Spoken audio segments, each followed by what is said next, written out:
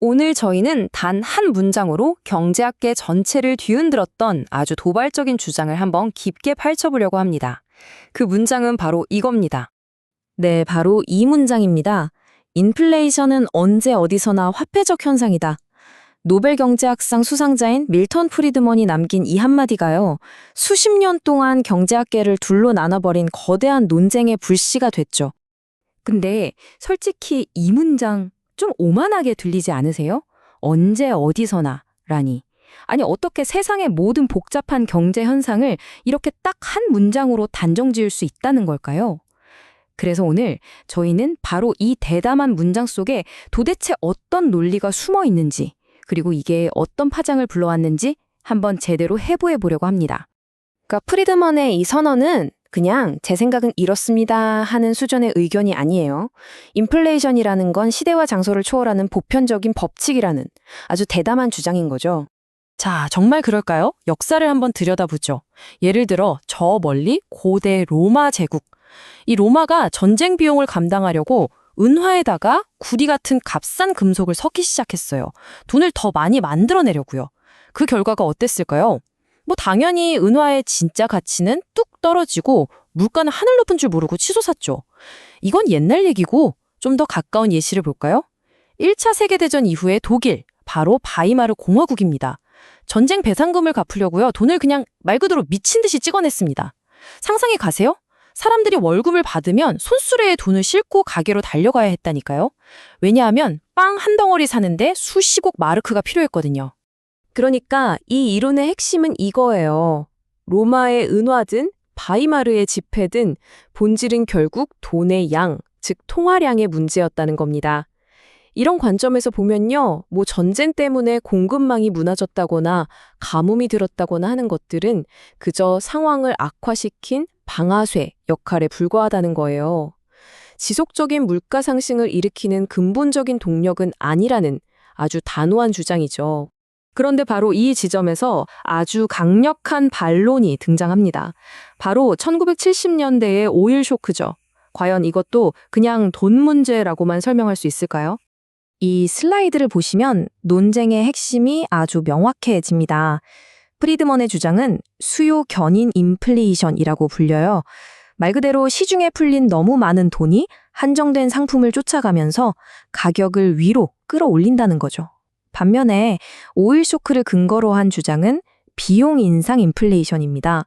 석유 같은 핵심 원자재 가격이 갑자기 확 오르면 모든 물건의 생산 비용이 오를 수밖에 없잖아요. 그럼 그게 최종 소비자 가격에 반영되면서 물가가 전반적으로 오른다는 논리죠.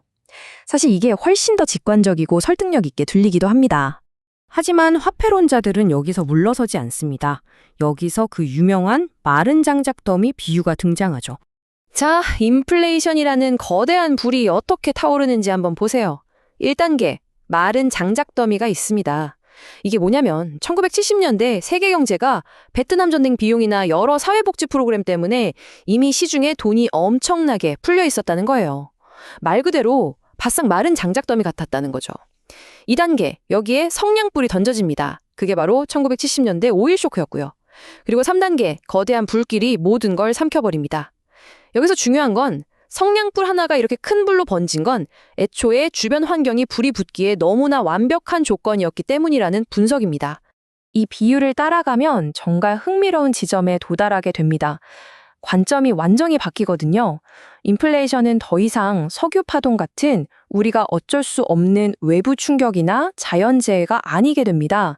이건 바로 정부와 중앙은행의 정책적 선택의 결과가 되는 거죠.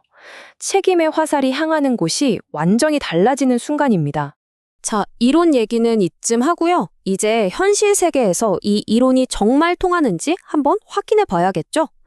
2008년 글로벌 금융위기와 최근의 팬데믹, 이 두 가지 거대한 위기가 우리에게 완벽한 시험대를 제공해 줍니다. 여기서 프리드먼 이론에 대한 아직 결정적인 질문이 나옵니다. 2008년 금융위기 때요, 전 세계 중앙은행들이 양적 완화라는 이름으로 정말 천문학적인 돈을 찍어냈잖아요.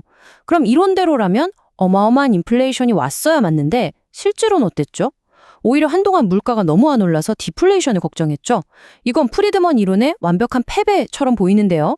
과연 그럴까요? 바로 이 미스터리를 푸는 열쇠가 등장합니다. 바로 돈의 유통 속도라는 개념입니다. 이건 단순히 시중에 돈이 얼마나 많이 존재하는가 그 총량의 문제가 아니고요. 그 돈이 경제 안에서 얼마나 활발하게, 얼마나 빨리 돌고 있는지를 나타내는 개념이죠. 이게 바로 핵심이었습니다. 이 표를 보시면 두 위기의 차이가 정말 극명하게 드러납니다. 먼저 2008년 금융위기 때요. 그때 양적 완화로 풀린 돈은요. 대부분 은행 같은 금융 시스템 안에만 갇혀 있었어요. 우리 주머니로 직접 들어온 게 아니죠. 그러니까 돈이 돈지를 않은 겁니다. 돈의 유통 속도가 아주 낮았던 거죠. 그래서 결과적으로 인플레이션도 낮았고요. 그런데 코로나 팬데믹 때는 완전히 달랐습니다. 정부가 재난지원금이다 뭐다 해서 돈을 사람들 계좌에 그냥 바로 쏴줬잖아요. 그 돈이 바로 시장으로 흘러 들어가서 소비로 이어졌고 돈의 유통 속도가 엄청나게 빨라졌습니다. 그 결과가 뭐였죠? 네, 바로 우리 모두가 뼈저리게 느꼈던 그 높은 인플레이션이었습니다. 결국 팬데믹 상황은 그야말로 퍼펙트 스톰, 완벽한 폭풍이었던 셈입니다. 정부 지원금으로 돈의 양도 늘고 유통 속도도 빨라지는 수요 견인 요인과 동시에 공장이 멈추고 항구가 봉쇄되는 공급 충격, 즉 비용 인상 요인이 함께 터져버린 거죠. 마치 70년대의 두 가지 논쟁이 50년의 시간을 뛰어넘어 그대로 재현된 것 같았어요. 자, 이 모든 논쟁을 거치고 나니 우리는 무엇을 알 수 있을까요? 인플레이션의 책임은 과연 누구에게 있는 걸까요? 오늘날 대부분의 경제학자들은 좀 더 균형 잡힌 입장을 취하는 것 같습니다. 프리드먼의 핵심 통찰, 그러니까 지속적으로 높은 인플레이션은 결국 통화량 증가 없이는 불가능하다는 점은 여전히 유효하다고 인정해요. 하지만 이제 이걸 유일한 진리라고 보지는 않고요. 인플레이션을 분석할 때 가장 먼저 점검해야 할 제1원칙 정도로 받아들입니다. 그리고 동시에 공급망 문제 같은 비화폐적인 요인들도 인플레이션을 가속시키는 강력한 기폭제가 될 수 있다는 점을 중요하게 생각하죠. 결국 프리드먼의 저 문장은 우리에게 정답을 알려준다기보다는 세상을 보는 아주 날카로운 렌즈를 제공해주는 것 같아요. 우리가 매일 보는 계란값, 기름값 같은 현상에만 매몰되지 말고요. 그 배경에 있는 더 큰 힘, 즉 내가 가진 돈의 가치는 과연 누가 책임지는가라는 근본적인 질문을 던지게 만드는 거죠. 그리고 이 질문은 마지막으로 우리를 더 깊은 고민으로 이끕니다. 인플레이션을 잡기 위한 가장 확실한 처방은 안타깝게도 종종 경기 침체라는 고통을 수반합니다. 만약 인플레이션이 정책적 선택의 결과였다면 그 치료법으로 인한 고통을 감수하는 것 역시 또 다른 선택이 됩니다. 과연 이 치료의 고통을 감수할 만한 가치가 있는 걸까요? 그리고 그 가치 판단은 누가 도대체 어떤 기준으로 내려야 하는 걸까요?